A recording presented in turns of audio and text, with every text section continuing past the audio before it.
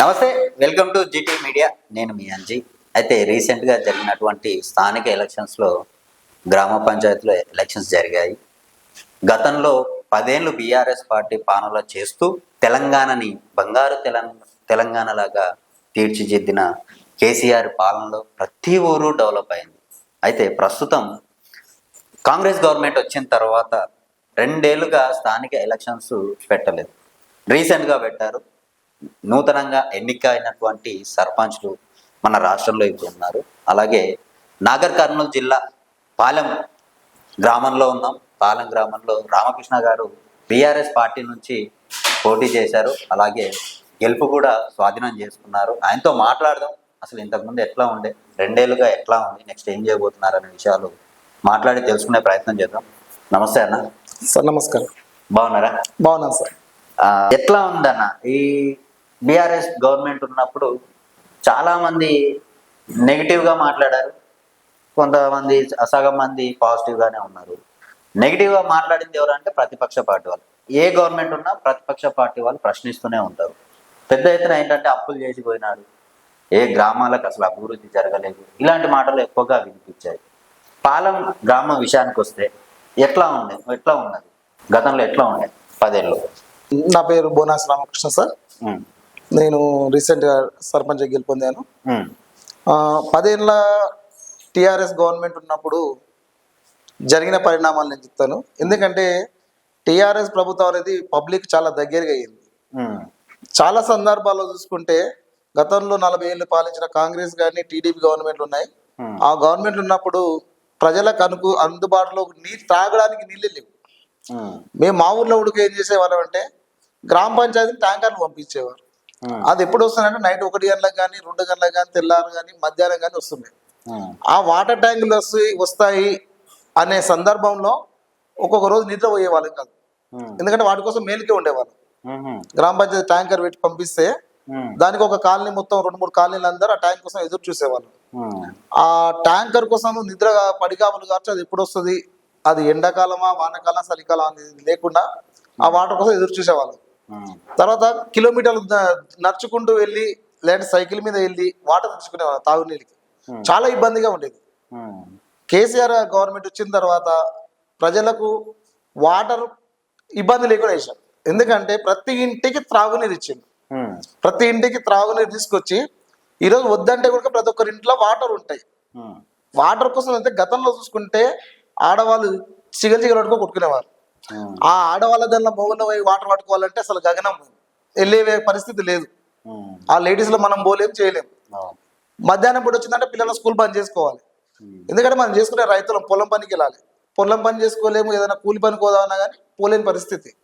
పోవాలంటే తాగడానికి నీళ్లు కావాలి. కనీస వసతులు మనకు కూడు గుడ్డ నీళ్లు కావాలి. నీళ్ళు లేని ఏం చేస్తాం, వంట చేసుకోలేము. వంట చేసుకోవాలంటే వాటర్ కావాలి. వాటర్ లేని ఏం చేస్తాం సార్, చేయలేము. కాబట్టి వాటర్ కి ఇబ్బంది అనేది చాలా ఉంటుండే. బిజినబెల్ మండలంలో దాదాపు ఒక 5-6 కిలోమీటర్ల దూరం పోయి నీళ్ళు తెచ్చుకునే వాళ్ళం. చాలా ఇంకా మీకు బిజినబెల్ మండలే అసలు మండల కేంద్రంలో కూడా ఆ మెయిన్ రోడ్ పైన ఎప్పుడు చూసినా నీళ్ళతో మనకు పబ్లిక్ దర్శనం ఇచ్చేవారు. నీళ్లు బిందెలు నెత్తిన పెట్టుకొని పబ్లిక్ దర్శనం ఇచ్చేటోళ్ళు. చాలా సందర్భాల్లో నాగార్జున రెడ్డి గారు మన మినిస్టర్ అప్పుడు ఉన్నప్పుడు ఆయన కాన్వాయ్ని అడ్డుకోవడము, వాటర్ కోసం మేము ధర్నాలు చేయడం, రోడ్లపైకి వచ్చి ధర్నాలు చేయడం కూడా జరిగింది. కేసీఆర్ గవర్నమెంట్ వచ్చిన తర్వాత వాటర్ ప్రాబ్లం తీరిపోయింది. ఇంకొకటి ఏంటంటే సాగునీటి సమస్య ఉంది. నెర్రలు వారిన పొలాలలో బల్లులు తొండలు గుడ్లు పెడుతున్నాయి. పనికిరాని మన పాలెమూరు అంటేనే పంటలకు పేరు పెట్టింది, సస్యశ్యామలమైన భూములు మరి. కానీ అనుకూలంగా ఏంటంటే నీరు లేక మనం పాలమూరు ప్రజలు వలస వెళ్తుంటారు. ఎక్కడికి హైదరాబాద్ కానీ ముంబై కానీ మహారాష్ట్ర కానీ వలస వెళ్తుంటారు. అట్లా వలస ఉన్న పొలాన్ని చేసుకోలేక 200-300 మీటర్లు 200-300 ఫీట్లు వేసినా కానీ నీటి చుక్క బయటకు వచ్చేది కాకుండా వ్యవసాయం చేసుకోవాలంటే 200-300 ఫీట్లు మినిమం 500 ఫీట్లు వేసినా కానీ ఒక చుక్క నీళ్ళు రాక, ఎన్ని బోర్లు వేసినా బోర్ వెనుక బోర్ ఎన్ని బోర్లు వేసినా నీళ్లు రాక వాటి అప్పులు కట్టలేక రైతులు చాలా మంది ఆత్మహత్యలు చేసుకున్న నేపథ్యం మనం చూసాం. చాలా మంది వలసలు వెళ్ళారు విలేజ్ల నుంచి పట్టణాలకు, చాలా పెద్ద ముంబై నగరాలకు వలస వెళ్ళారు. ఇంట్లో ఉన్న తల్లిదండ్రులు ముసలి వాళ్ళు ఉన్న మనం చూసుకునే పరిస్థితి అప్పుడు లేకుండేది. ఎందుకంటే వీళ్ళని చూసుకోవాలన్నా కానీ ఊర్లో ఏదైనా ఒక ఎంప్లాయ్మెంట్ ఉపాధి చేసుకోవడానికి కూలి దొరికితే ఈ ఊర్లో ఉంటాం. తినడానికి తిండి కావాలంటే ఏదో పని చేసుకోవాలి. ఊర్లలో పని లేవు కాబట్టి నగరాలకు తరలిపోయినాం. ఆ నేపథ్యం చూసినాం. మరి కేసీఆర్ గవర్నమెంట్ వచ్చిన తర్వాత ఇప్పుడు మన కాలువలు తీసుకొచ్చి కేఎల్ఐ ప్రాజెక్ట్ తీసుకొచ్చి పెండింగ్ ప్రాజెక్ట్ మొత్తం పూర్తి చేసి ప్రతి పొలానికి వాటర్ తీస్తున్నారు. ఇప్పుడు చూస్తే చెరువు నింతేనే వర్షాలు ఏదో పడితేనే చెరువు నింతుండే, వర్షాలు పడితేనే చెరువు నింతుండే. ఇప్పుడు చూడండి ఏ చెరువు చూసినా నిండుకుండలాగా సంవత్సరం పొదలు 3 కాలాలు చూసుకుంటే కూడా వర్షాకాలం కానీ వేసవికాలం చలికాలం కానీ 3 తీసుకున్నా కానీ ఎప్పుడు జలకాల నిండుకుండలాగా పొంగిపోతున్నాయి చెరువులు. ఇప్పటికీ అలుగు పారుతున్నాయి. ఎప్పుడో వర్షాకాలం బంద్ అయ్యి 2 నెలలు 3 నెలలు అయింది, ఇప్పటికి పాల చెరువుకి అలుగు వెళ్తున్నాయి. అంటే చూడండి అసలు అది ఏంటంటే ఒక భవిష్యత్ నిర్మాత కావాలి. ముందు తరాలను అంచనా చేసి వాటర్ వస్తుంది, వచ్చినప్పుడు దాన్ని వాడుకునే విధానం తెలియాలి. ఫస్ట్ మన దగ్గరికి రావాలి. ఆ పరిగెత్తే నీటికి నడక నేర్పిండు కేసీఆర్. వచ్చి గలగల పడుతున్న గోదావరిని పరిగెత్తే గోదావరిని తీసుకొచ్చి నడక నేర్పిండు. పరిగెత్తే వ్యక్తి నిదానంగా వచ్చినప్పుడు వాళ్ళు కొంచెం కూర్చొని మాట్లాడాలన్నారు లేక ఆ పరిగెత్తే నీటిని తీసుకొచ్చి నిదానంగా తీసుకొచ్చాడు. నిదానంగా వచ్చిన నీటిని నిల్వ చేసిండు. ఈ నిల్వ చేసిన నీటి వల్ల ఏమైతుంది, గ్రౌండ్ వాటర్ పెరిగిపోయింది. ఇప్పుడు ప్రతి చెరువులో ప్రతి కుంటలో నీళ్లు ఉన్నాయి కాబట్టి గ్రౌండ్ వాటర్ లెవెల్ గా పెరిగిపోయినాయి. ఈ రోజులలో ఎవరైనా రైతులు బోర్లు వేస్తున్నారంటే ప్రతి ఒక్కరికి వాటర్ పడుతున్నాయి, సంతోషిస్తున్నారు. ఎన్నో సందర్భాల్లో బోర్లు వేసి ఫెయిల్ అయ్యి ఆ అప్పుల బాధ కట్టలేని పరిస్థితి ఉన్నది. ఒకప్పుడు ఉండేది సార్. ఇప్పుడు చూస్తే ఏమైందంటే ఎవరు చూడు ఏదైనా బోర్ వేస్తే నీళ్ళు పడుతున్నాయి. చాలా సందర్భాల్లో చూసుకున్నాం. కానీ ఇప్పుడు బోర్లతోటి అవసరం లేకుండా ప్రతి పొలానికి దాదాపు ఒక 1/2 కిలోమీటర్ లోపల కెనాల్ వచ్చేసింది. 1/2 కిలోమీటర్ లోపల ఒక కెనాల్ ఉంది కాబట్టి ఆ కెనాల్ ఎంబడి వాటర్ తీసుకెళ్లి ప్రతి ఒక్కరు సాగు చేసుకుంటున్నారు. ఇప్పుడు సంవత్సరానికి కొందరు 3 పంటలు చేస్తున్నారు, కొందరు 2 పంటలు చేసుకుంటున్నారు. ఇప్పుడు ప్రతి ఒక్క రైతుకి చేతి నిండా పని దొరికింది, సమస్యలు అనేది లేదు, వలస పోవాల్సిన అవసరం కూడా లేదు. అవును సార్, వలస పోయే అవసరం. వలసలు అంటే వలసలు ఎందుకు వెళ్తారు, ఈ పని మనకి చేసుకోవడానికి పని లేదు కాబట్టి వలస వెళ్తుంది. ఇప్పుడు చేసుకోవడానికి చేతి నిండా పని ఉంది. చూడండి ఏ రైతులు కూడా ఇప్పుడు ఒకప్పుడు బియ్యానికి కంట్రోల్ రేషన్ షాప్ లో కోసం తనలాడుతుంది. ఇప్పుడు ఇంకా రిటర్న్ ఇవ్వడానికి రెడీగా ఉన్నారు పబ్లిక్. ఎవరైనా దాన ధర్మాలు అడిగితే కింటాల్ రెడీ చేయడానికి రెడీ ఉన్నారు. ఎందుకంటే పండిస్తున్నారు పంట. వాళ్ళకని ఏముంది సార్, తినడానికి ఉంచుకొని ఎవరికి దానం చేసే కాడికి ఉన్నారు. గత ప్రభుత్వాల టైంలో చేస్తే ఇంకా మాకు ఏమి ఇస్తారు, ఎవరన్నా ఏమిస్తే అని చేయి చాచి అడుక్కునే స్థాయిలో ఉన్నారు. ఇప్పుడు చేయి ఇచ్చి మేము మీకు ఇస్తాము అనే స్థాయిలో తీసుకొచ్చి నిలబెట్టడానికి కేసీఆర్ ఘనత. రైతుకు పెద్దపీట వేసినట్టే కంపల్సరీ. దీనిలో మాత్రం ఏ మాత్రం అతిశయోక్తి లేదు. కేసీఆర్ గారు రైతుకు పెద్దపీట వేసింది. రైతుకు ఒకటే కదా సార్, చూసుకుంటే మనం పేదింటి పిల్లలు ఉంటారు. పేదింటి పిల్లలు ఒకప్పుడు ఏంటి అని అంటే మా కుటుంబంలో 6 మెంబర్స్ ఉంటారు సార్. పెద్ద దూరం మా ఇంట్లో మా ఫాదర్ మా అక్క చెల్లెలు 6 మంది ఉంటారు. మా డాడీ అగ్రికల్చర్ లో వ్యవసాయం చేసుకుంటూ చాలా సందర్భాల్లో ఇబ్బందులు పడి పెళ్లి చేశాడు. అక్క వాళ్ళ అందరు కలిసి 6 మెంబర్స్ పెళ్లి చేశాడు. వాళ్ళతో ఒక 1000 రూపాయలు, వీళ్ళతో ఒక 500 బాగులు తీసుకొచ్చి చేసి ఆ బాగులు తీర్చడానికి ఎంతో కష్టపడే వాళ్ళం మేము దగ్గర ఉండి చూసినాం. ఎందుకంటే పేద ఒక ఆడపిల్ల ఉందంటే ఒక పర్వతాన్ని, ఒక హిమాలయ పర్వతం మోసినంత బరువు తల్లిదండ్రులకు ఉంటుంది. అలాంటి సందర్భంలో కేసీఆర్ గమనించి పాపం బీద వాళ్ళు ఇంత ఉన్నారు, ఇబ్బంది పడుతున్నారు అనే ఉద్దేశంతో పెళ్లి చేసుకుంటే కళ్యాణ లక్ష్మణ్ ఒక పథకం పెట్టి వాళ్ళకు ఆసరగా ఉన్నది కేసీఆర్. ఇంటికి ఒక పెద్ద కొడుకులాగా, పెద్ద అన్నలాగా, తల్లిదండ్రులకు ఒక కొడుకులాగా ఉన్నాడు. ముసలోళ్ళకు పెన్షన్స్ ఇచ్చాడు. 200 ఉన్న పెన్షన్స్ ను 500 నుంచి 1000 రూపాయలు ఇచ్చాడు. అది కూడా గొప్ప. ఒక తల్లిదండ్రులకు మనం ఒకరోజు అన్నం పెట్టలేని స్థితిలో కొందరు ఉంటారు. ఇంట్లో తండ్రి కొడుకు బాగున్నా కానీ వచ్చిన కోడలు కూడా ఈ ముసలోళ్ళకి మేము పెట్టాలా, మీ వాళ్ళకి మేము పెట్టాలా అని చాలా సందర్భాల్లో మనం చూస్తున్నాం. పేపర్లో అక్కడిక్కడ చూస్తున్నాం. వాళ్ళకి పెట్టలేని పరిస్థితి. కానీ కేసీఆర్ నేనున్నా ఈ ముసలోళ్ళకు అందరికీ నేనున్నా వృద్ధులకని ఆయన 1000 రూపాయలు పింఛనిచ్చి భరోసా కల్పించాడు. బతుకు పైన భరోసా తెచ్చినది కేసీఆర్. కాబట్టి కేసీఆర్ అనేది ఒక రికార్డే. కేసీఆర్ ను మనం చేరుకోవాలంటే ఆషామాషి కాదు, భవిష్యత్తు నిర్మాత. ముందు ఆయన చెప్పినవి అసలు ఎలక్షన్ అప్పుడు ఇవన్నీ చెప్పిందే లేదు, చెప్పకుండా కూడా తీసుకొచ్చాడు. మిషన్ భగీరథ కానివ్వండి, ఏది మిషన్ కాకతీయ, మిషన్ భగీరథ, వైకుంఠ ధామాలు. ముందు ఈ వైకుంఠ ధామాలు కూడా చాలా ఊళ్ళల్లో చనిపోతే పెట్టుకోవడానికి ప్లేస్ ఉండదు. వైకుంఠ ధామాలు అనేది అందరికీ ఆ ఊరి యొక్క సమూహానికి చాలా మంచిగా చేసిన కార్యక్రమం అది. వైకుంఠ ధామాలు కానీ, గిడ్డంగిలు, వ్యవసాయ గిడ్డంగిలు అంటే రైతు గోదాములు పంచాయతీ, గ్రామ పంచాయతీ దగ్గర అలా మీటింగ్లు జరుగుతుంటే ఇబ్బంది అవుతుంది. అట్లా కాబట్టి ఇట్లా కాకుండా రైతులందరూ ఒక దగ్గర రావాలి, వాళ్ళ సాదా బాధలు చెప్పుకోవాలి, మాట్లాడుకోవాలి, అధికారులతో ఒక మీటింగ్ ఇంటరాక్ట్ కావాలి. వాళ్ళ దగ్గర ఇంటరాక్ట్ అయ్యి ఏం ప్రోగ్రామ్ వాళ్ళ అనుసంధానంగా ఒకరొకరు కలిసి మాట్లాడుకోవాలి. ఒక ఏఈఓ కానీ ఒక వ్యవసాయ విస్తరణ అధికారి కానీ వస్తే వాళ్ళ దగ్గర కూర్చొని మాట్లాడుకోవాలంటే వాళ్ళు ప్రతి ఇంటికి రాలేరు. కాబట్టి రైతులందరూ ఒక దగ్గర సమూహం కూర్చొని చర్చించుకోవడానికి వాళ్ళకు ఏదైనా ఒక ప్లేస్ కావాలని చెప్పేసి రైతు గోదాములు కట్టించాం. అందులో ఇప్పుడు రైతు వేదికల్లా వాళ్ళకు రైతులకు అందుబాటులో ప్రతిరోజు ఏ వచ్చి అక్కడ వెళ్ళి వాళ్ళకి ఏమైనా ప్రాబ్లమ్స్ ఉన్నా కానీ సలహాలు కానీ ఇస్తున్నారు.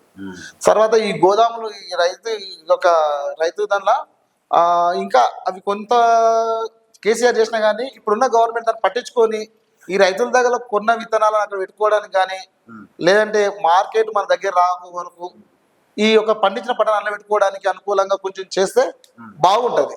ఎందుకంటే ఆయన చేసిందా ఎంత ఉందో అంతే ఉంది. ఈ కాంగ్రెస్ గవర్నమెంట్ వచ్చిన తర్వాత ఇంకా బుల్లబుడ్డ కాలం మాటలు చెప్పిండు, వచ్చిండు అరిచేతిలో ప్రపంచం అన్నాడు, ఏం లేదు. 420 హామీలు ఇచ్చిండు, ఏం లేదు. అందరు 2 లక్షల రుణమాఫీ అన్నాడు, రుణమాఫీ ఏడ జరిగిందో అంతే ఉంది. 4,000 పెన్షన్ అన్నాడు, లేదు.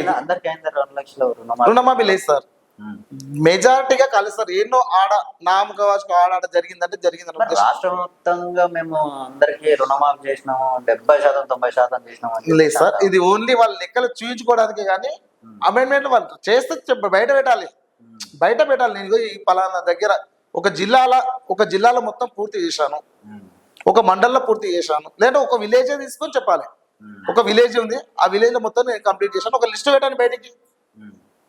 మీరు అది పెట్టండి, బయటికి పెట్టండి, ఒక విలేజ్ పెట్టండి. ఒక విలేజ్ తీసుకొని ఈ విలేజ్ నేను కంప్లీట్ చేశాను అని చూపించండి. జనాలు నమ్ముతారు కదా. అత్తకు కోడలికి ఇద్దరికి 2,500 పెన్షన్ అన్నావు, 2,500 మహాలక్ష్మి పథకం అన్నావు.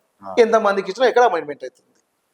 తులం బంగారం అన్నావు, ఈరోజు తులం బంగారం కోసం అన్నారు. తులం బంగారం అనేది కొండకి కూర్చున్నది రేటు, బంగారం కొండకి కూర్చున్నది. నీ తులం బంగారం అన్నావు, తులం బంగారం కాదు, ఉన్న మెడలో ఉన్న బంగారాన్ని ఎత్తుకుపోయే రోజులు వచ్చింది.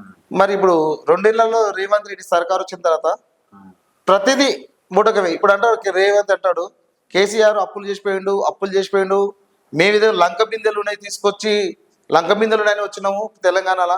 అవి లంక బిందెలకు ఉంటే దానితో అభివృద్ధి చేద్దాం. లంక బిందెలకు ఎవరు ఎత్తుకుతారు? లంక బిందెలకు ఎత్తుకడానికి ఎవరు ఎత్తుతారంటే మాయల మారాఠీలు కానీ దొంగలు కానీ ఎత్తుతారు.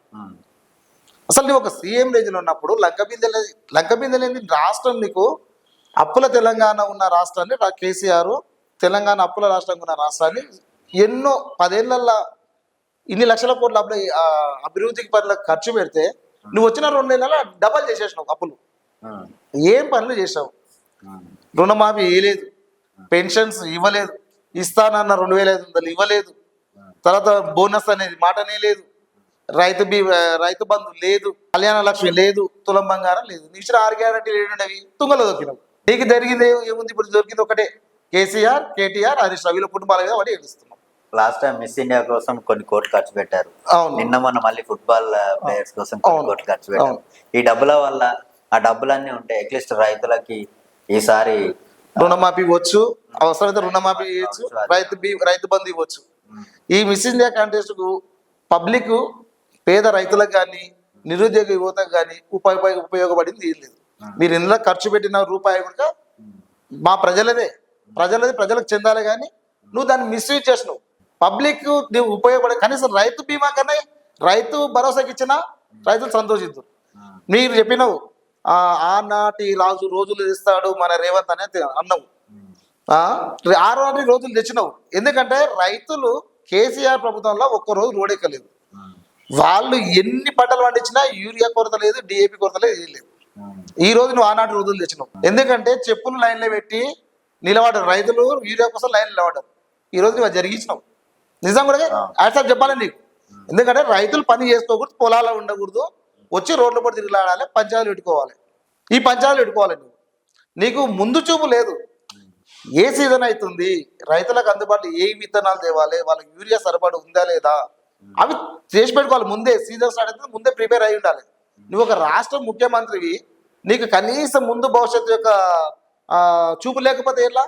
రైతులను పొలాలకు వెళ్ళి పని చేసుకోకుండా యూరియా దిగుతున్నావు. ఒక్క యూరియా బస్సు కోసం ఈరోజు పరిగాపులు కాస్తున్నారు, కొట్లాడి అసలు ఒక్క యూరియా బస్సు దొరికితే గగనం. మనిషి యొక్క ఆరోగ్యంగా ఉండాలంటే 3 పూటలు కానీ కనీసం రోజుకు 1 పూట అన్నం తినాలి. మరి పంట కూడా ఆరోగ్యంగా ఉండాలంటే చేయాలంటే కనీసం యూరియా అయ్యాలి కదా. ఎకరాకు ఒక బస్తా యూరియానే వేయాలి. నువ్వు యూరియా బస్తానే వేయకపోతే పల్లాల పంట ఎట్లా పండిస్తారు? రైతు రాజు, దేశానికి రాజు అన్నావు. ఏడైతాడు రైతు రాజు? వ్యవసాయం అనేది పాడి పంటలు సస్యశ్యామలంగా ఉంటేనే ఈ యొక్క దేశం కానీ రాష్ట్రం కానీ బాగుపడుతుంది, రాష్ట్రం బాగుపడుతుంది, దేశం బాగుపడుతుంది. నువ్వు రైతును గోస పెట్టిస్తున్నావే, గోస పెట్టించి ఇబ్బందులు చేస్తున్నావు. ఏడ చేసినావు నువ్వు? ఆనాటి రోజులు తెచ్చినావు నిజంగా కూడా. ఇందిరమ్మ ఇల్లు అన్నావు. ఇందిరమ్మ ఇల్లు ఎంతమందికి వచ్చినాయి? ఏం చేస్తున్నావు? కేంద్రం ఇచ్చిన రెండు లక్షల బడ్జెట్, 2 లక్షల బడ్జెట్ పెట్టింది. ఆ 2 లక్షల బడ్జెట్ కోసం మాత్రం ఇందిరమ్మ ఇల్లు పెట్టినావు. ఆ ఇందిరమ్మ ఇల్లుకి ఇప్పుడు స్టార్ట్ చేయడానికి కారణం ఇంకొకటి ఉంది. నీ యొక్క ఇసుక దందా కావాలి, ఇసుక దందాను చేయాలి, ఇసుక మాఫియాని చేయడానికి నువ్వు ఇందిరమ్మ ఇల్లు పెట్టినావు. ఒక లారీ, ఒక టిప్పరు గవర్నమెంట్కి వెళ్ళి ఇసుక పోతే నువ్వు దానివల్ల 10 టిప్పర్లు తీసుకెళ్తావు బయట అమ్ముకోవడానికి. దానికోసం ఇందిరమ్మ ఇల్లు ఇచ్చినావు. కానీ ఒకప్పుడు ఇందిరమ్మ ఇండ్ల మీదే చాలా మంది కట్టుకున్నారు. ఇప్పుడు కూడా అది రావడం వల్లనే మాకు ఇల్లు కట్టుకోవడం అంటే జీవిత కళ. వాళ్ళు వచ్చిన తర్వాతనే మాకు ఈ కళ కూడా నెరవేరిందని చెప్పేసి అంటా ఉన్నారు. మరి అందులో ఏమాత్రం నిజాయితీ లేదంటారా? చేస్తున్నావు. 6 లక్షలకు ఇల్లు కట్టుకోవాలి అంటున్నావు. 5 లక్షలకు ఇల్లు కట్టుకోవాలంటున్నావు. దానికి నువ్వు మళ్ళీ కొండి పెట్టినావు. 600 గదాల లోపలనే కట్టుకో, 500 గదాల లోపలనే కట్టుకోవాలి, 600 గదాల లోపలనే కట్టుకోవాలి.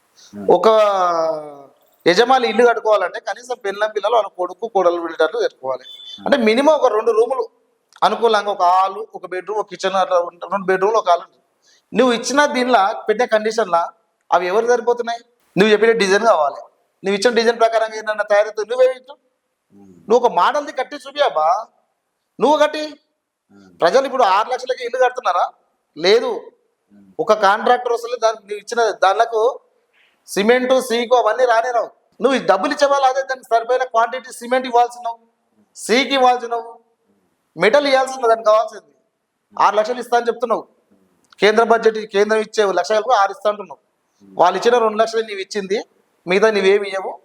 ఈ రైతులందరూ చూస్తున్నారు. వీళ్ళంతా పబ్లిక్ ఏంటంటే కడతానంటే ఆ బిల్లులు వచ్చేటాలకు నీ గవర్నమెంట్ కూలిపోతుంది. మళ్ళీ కేసీఆర్ గారు కంపల్సరీ వస్తారు. రేషన్ కార్డులు వచ్చినాయి కదా వచ్చిన తర్వాత. రేషన్ కార్డు గతంలో కేసీఆర్ ఉన్నప్పుడు రేషన్ కార్డులు ఇచ్చారు. కానీ కేసీఆర్ ఏం చేసినా పబ్లిసిటీ చేసుకోలేదు. కేసీఆర్ చేసింది పబ్లిసిటీ, పబ్లిక్ చేసిన పబ్లిసిటీ. ఆయన ఎప్పుడు పబ్లిసిటీ చేసుకోలేదు. నాకు కేసీఆర్ హయాంలో రేషన్ కార్డు వచ్చింది. నాకు రేషన్ కార్డు కేసీఆర్ హయాంలో వచ్చింది. రేవంత్ ఎందుకలా నేను తీసుకోను సార్, డేటా బయట పెడతాను. నేను నాతో పాటు మీరు చర్చకు రండి, నేను చూపిస్తాను ఎవరు రేషన్ కార్డు వచ్చినావు, ఎవరు లేవు. ఎందుకు వేయలేదు రేషన్ కార్డులు? రేషన్ కార్డు ఇచ్చిండు కేసీఆర్, కానీ ఏదో చెప్పుకోలేదు ఇచ్చిన వేయలేదని. కొన్ని రాకపోవచ్చు, అందరికి రాకపోవచ్చు, కొందరికి వచ్చినాయి, అందరికీ రాకపోవచ్చు. మనం వండుకున్నా అని ఒకటేసారి మొత్తం ఏం తినాం. ఒక్కొక్క ముద్ద తింటాం, అందరం కలిసి తింటాం. అదే వండుకున్నాక అది కొంతమందికి వచ్చినాయి, కొంతమంది రాలేకపోయినాయి. దాన్ని పట్టుకొని మీకు రేషన్ కార్డులు ఇవ్వలేదు, రేషన్ కార్డులు ఇవ్వలే కాదు, ఇచ్చిండ్రు. కేసీఆర్ డబుల్ బెడ్రూమ్ ఇచ్చిన హైదరాబాద్ ఏంటి పని చేశాను. అవే డబుల్ బెడ్రూమ్ లో కలర్ వేసి ఇప్పుడు నువ్వు వంచుతున్నావు. అవే పేరు మార్చి ఇందిరామ ఇళ్ళని నువ్వు వంచుతున్నావు. కేసీఆర్ ఉన్నప్పుడేమో ఈ పనికిరావు కూలిపోతున్నాను, దానిలో కలర్ రుద్ది నువ్వు ఇస్తున్నావు. అంతే, నువ్వు వేసింది ఏం లేడా. హైడ్రాన్ తీసుకొచ్చినావు. హైడ్రాన్ మరి నువ్వు వేరే వాళ్ళు ఎందుకు కూల్చలేకపోయినావు? హైడ్రా ఎవరు కూల్చేసినావు? నువ్వు ఇల్లు ఏదైతే స్లమ్ ఏరియాలు ఉంటున్నారో బీద ప్రజలే వాళ్ళకి కూల్చేసినావు. మరి అదే మన ఇది అది కూలగొట్టలేకపోయినావు. ఇవి అన్ని అసలు దీని ఓవైసీ వాళ్ళవి అవి కానీ పెద్ద పెద్ద కాలేజీలే ఉన్నాయి వాళ్ళవి. చిన్న చిన్న ఇల్లు కట్టుకున్న వాళ్ళను నువ్వు ఊరు కూర్చోళ్ళను కూలగొట్టావు, కానీ పెద్ద పెద్ద బిల్డింగ్లు ఉన్నాయి వాళ్ళవి. మళ్ళీ వాళ్ళు కూలగొట్టలేకపోయినావు, వాళ్ళ దగ్గరికి పోలే. అంటే ఎంతవరకు ఉన్నావు? నీవు వచ్చే పేద ప్రజల మీద చూపిస్తున్నావు. మరి హైడ్రాన్ అమలు చేయి.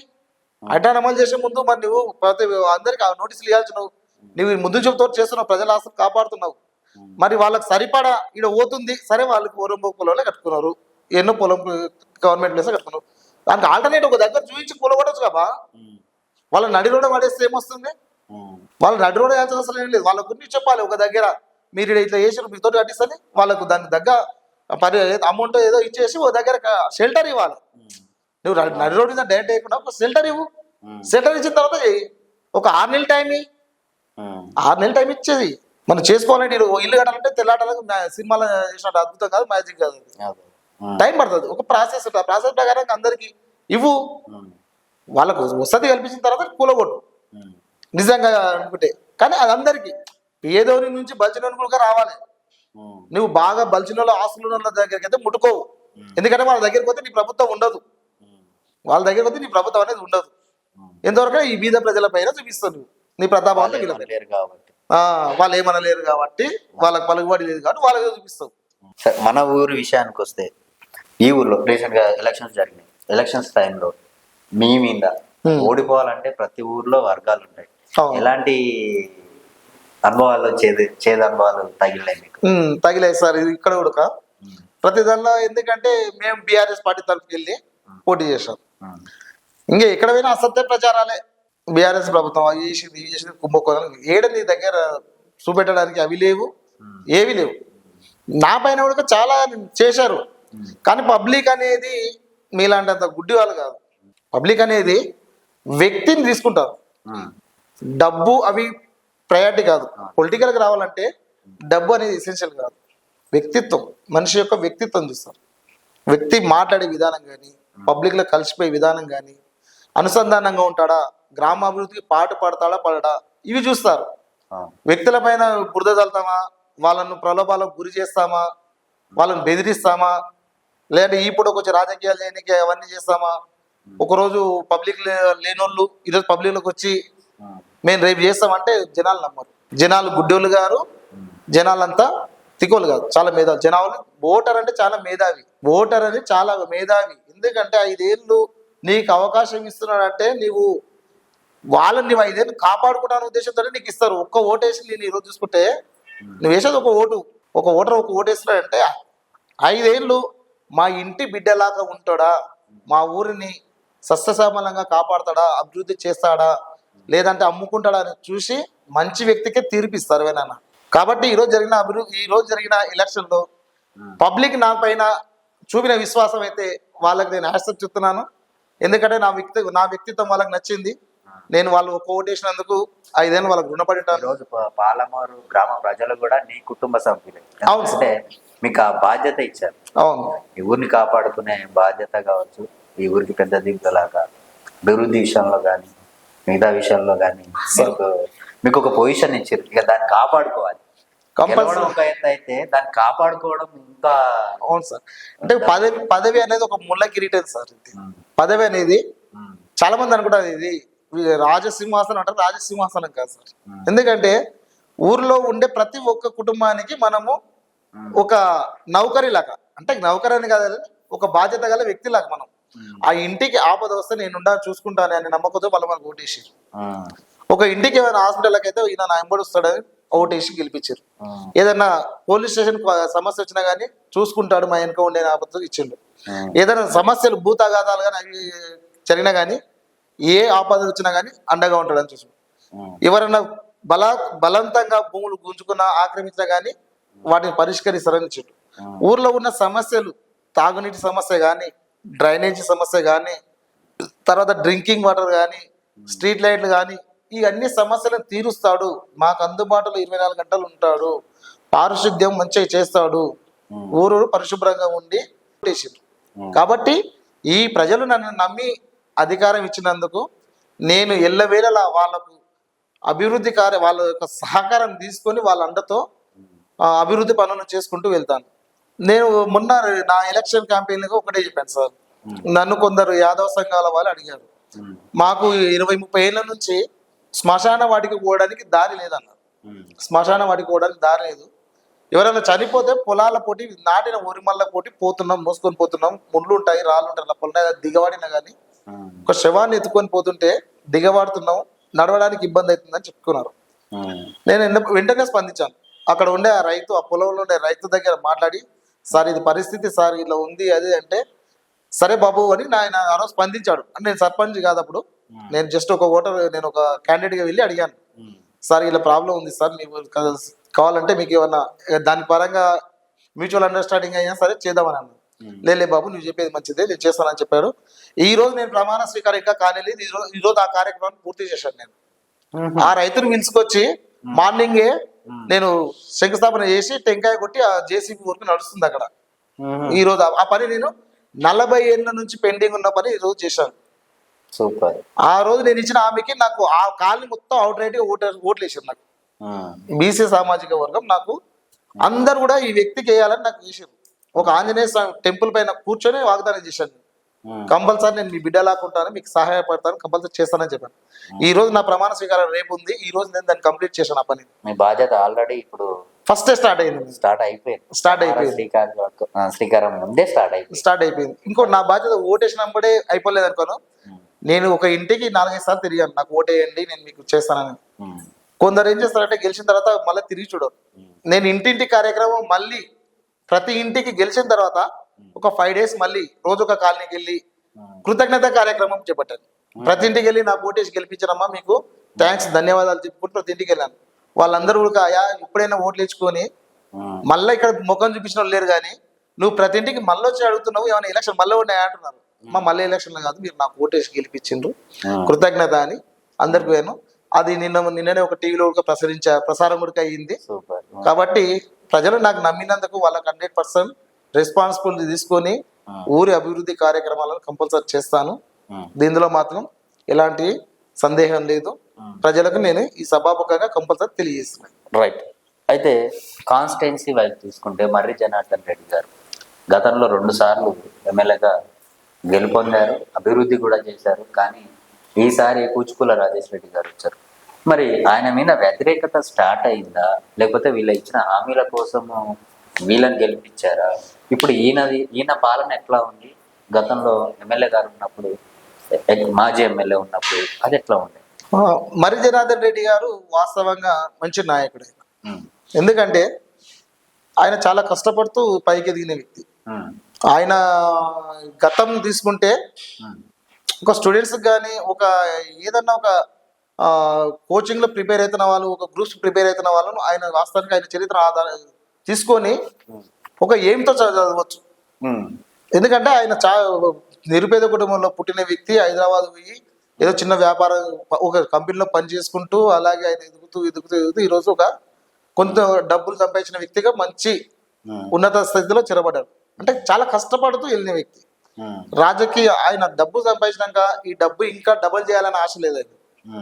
నేను సంపాదించిన డబ్బుతోటి ప్రజలకు ఏదైనా సేవ చేయాలని.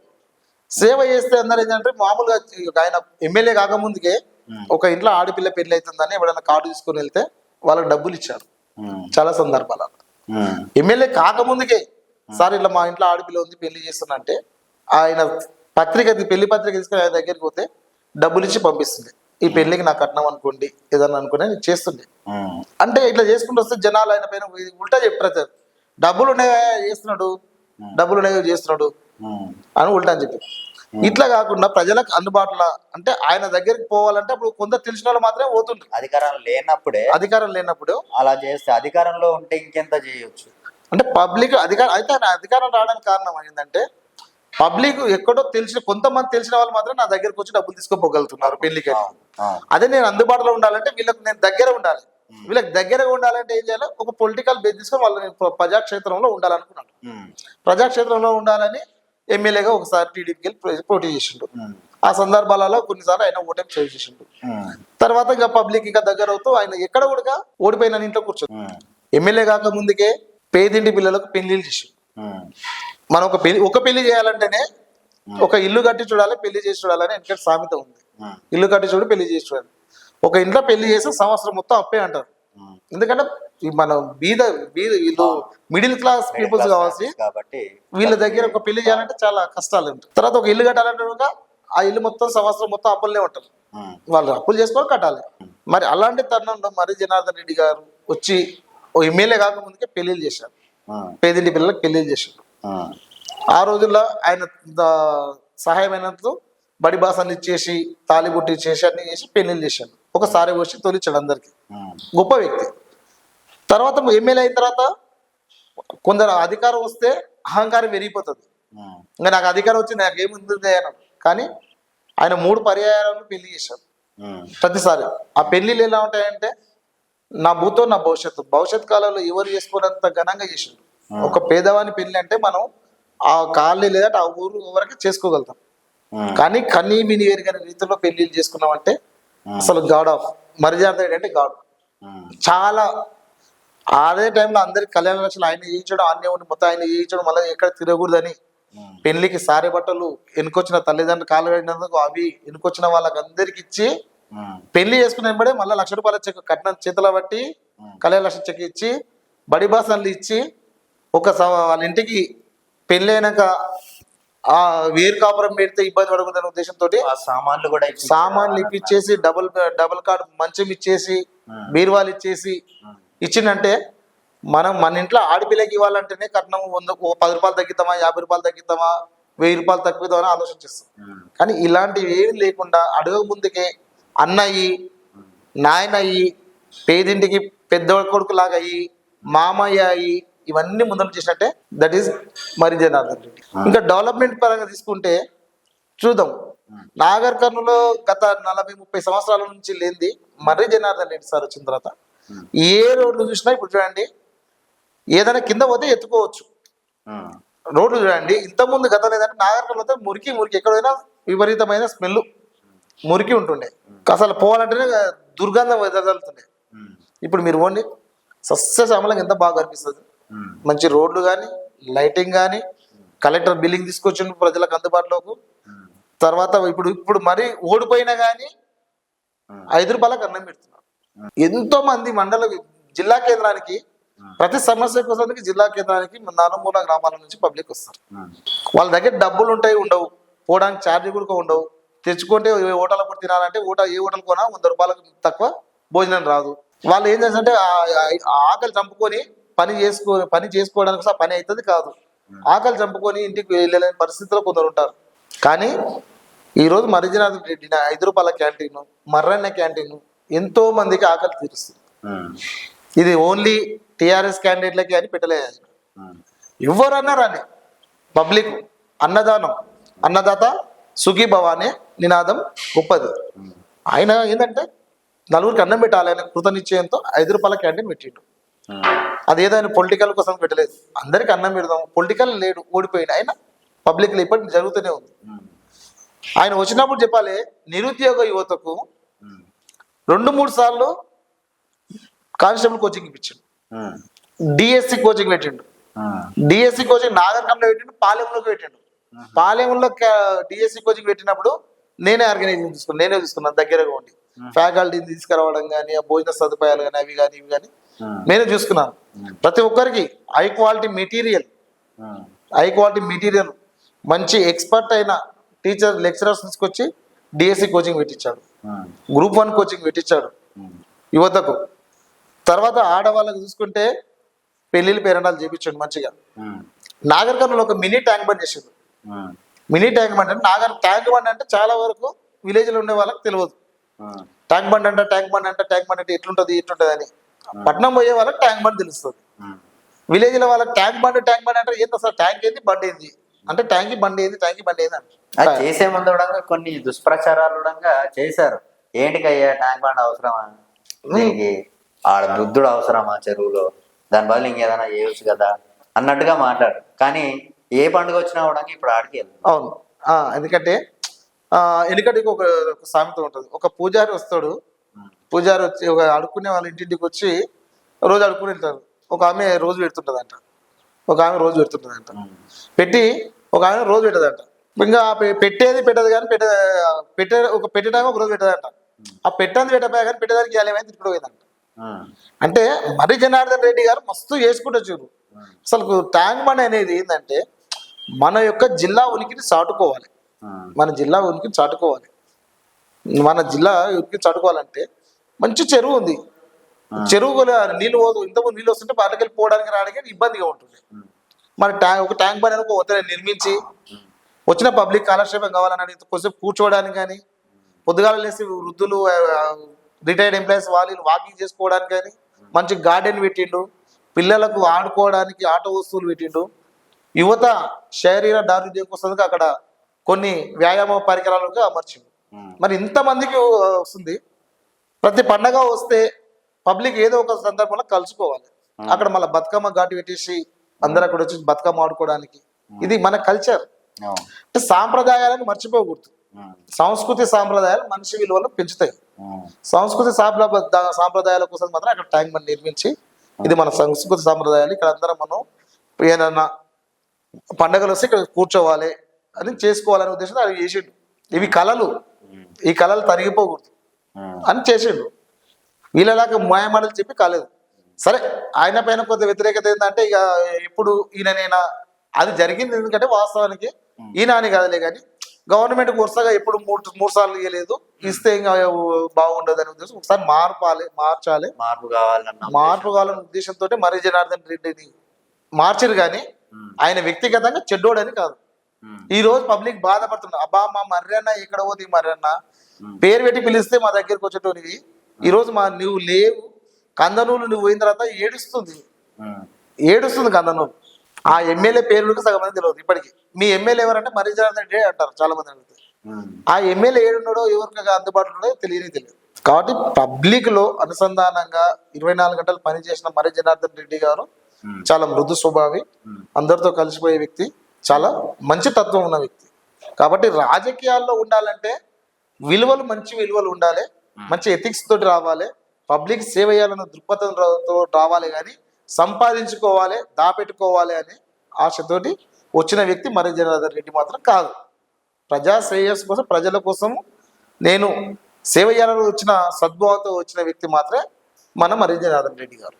రైట్. రామకృష్ణ గారు ఒక విషయంలో మాత్రం క్లారిటీగా ఉన్నారు.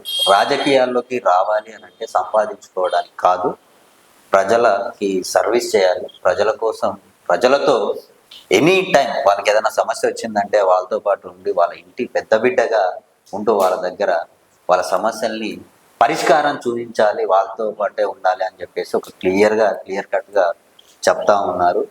ఎందుకంటే ఈ రోజుల్లో యూత్కి ఎక్కువగా ప్రిఫరెన్స్ ఇస్తూ ఉన్నారు. చాలా మందికి యూత్ ఎలా ఉంటుంది అంటే రాజకీయాల్లోకి రావడం అంటే సంపాదించుకోవడమే అనుకుంటారు కొంతమంది. ఎందుకంటే రాజకీయాల్లోకి వచ్చిన తర్వాత ఆస్తులు పెరుగుతాయి, అంతస్తులు పెరుగుతాయి, కానీ అలాగే అభిమానం కూడా పెరుగుతుంది. ఆస్తులు పెరగవు, అంతస్తులు పెరగవు. నువ్వు డబ్బు సంపాదించుకుంటే 4 రోజులే సంపాదించుకుంటావు, ఆ తర్వాత పగిలిపోతావు, ఆ తర్వాత నీకు పేరు ఉండదు. అదే నువ్వు మాట సంపాదించుకున్నావు అంటే చచ్చిన దగ్గర నీతోడే ఉంటుంది, నీ ప్రజలు నిన్ను నమ్ముకొని నీ పక్కనే ఉంటారు. ఈ రోజు తన కాన్స్టిట్యున్సీలో మర్రి జనార్దన్ రెడ్డి లేరన్న ఆవేదన, ఆ లోటు కనిపిస్తూ ఉందని చెప్పేసి అంటా ఉన్నారు. మనం చూస్తున్నాం కాన్స్టిట్యున్సీలో కూడా చాలా వరకు ఆ పరిస్థితులు అలాగే కనిపిస్తూ ఉన్నాయి. సో పాలెం గ్రామానికి ఒక మంచి వ్యక్తిని ఎంచుకున్నారు. ఆయన స్వభావం బట్టి ఆయనకు విజయం కూడా ఈరోజు దక్కింది. ఈయన ఇలాగే ఉండాలి, ఈ ఊరు ప్రజలు కూడా అలాగే సపోర్ట్ చేయాలి. ఆయన కూడా ఒక పెద్ద బాధ్యత అప్పచెప్పారు. ఖచ్చితంగా మీరు మీ ఊరి ప్రజల్ని కాపాడుకోవాలన్న వాళ్ళకి అది తోడుగా ఉండాలి మీరు.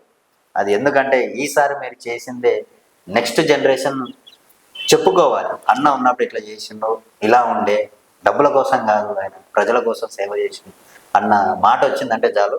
జీవితంలో అంతకంటే కావాల్సింది ఇంకోటి లేదు. మీ విలువైన టైం మాకు ఇచ్చి 1 గంట సేపు ఇంటర్వ్యూ ఇచ్చారు. Thank you. చూస్తూనే ఉండండి. ఇది మన ఊరు మన సర్పంచ్ ప్రోగ్రామ్. నెక్స్ట్ మరో గెస్ట్తో మళ్ళీ మీ ముందుకు వస్తాను. నమస్తే. Okay, thank you.